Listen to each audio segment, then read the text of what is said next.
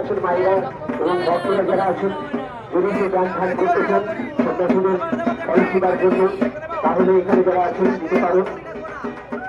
তো দীর্ঘ 1 মাস ধরে নিরামিষ এবং ফল খেয়ে তাদের দেহকে শুদ্ধ করে বাবা ভোলেনাথের অপার আশীর্বাদ এবং কৃপা নিয়ে তারা দুজন সন্ন্যাসী তীব্র বর্ষি ঢুকিয়ে তারা গাড়ি টানতে টানতে মেলা পর্যন্ত নিয়ে যাবেন। সেই সাথে এখানে যারা ভক্তরা রয়েছেন, যারা দর্শন করছেন, সন্ন্যাসীদের উদ্দেশ্যে যদি আপনারা 10-20 টাকা দিয়ে দান করতে চান, তাহলে সন্ন্যাসীদের হাতে দেবেন যে সন্ন্যাসীদের তীব্র বর্ষি ফোটানো হয়েছে, সন্ন্যাসীদের গাড়ির সঙ্গে বাধা হয়েছে। হ্যাঁ হ্যাঁ, ওই তো এখানে এগিয়ে যান, আমাদের এক বৌদি যাচ্ছেন, দোকান রেখেই যাচ্ছেন একটু।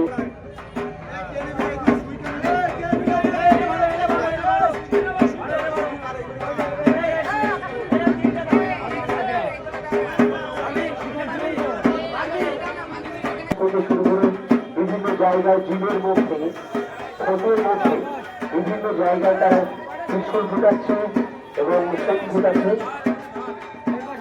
শঙ্করপুর চরক মেলার দীর্ঘ বছরের ঐতিহ্যবাহী চরক মেলার ইতিমধ্যে তারা বিভিন্ন কলা কৌশল তুলে ধরছে।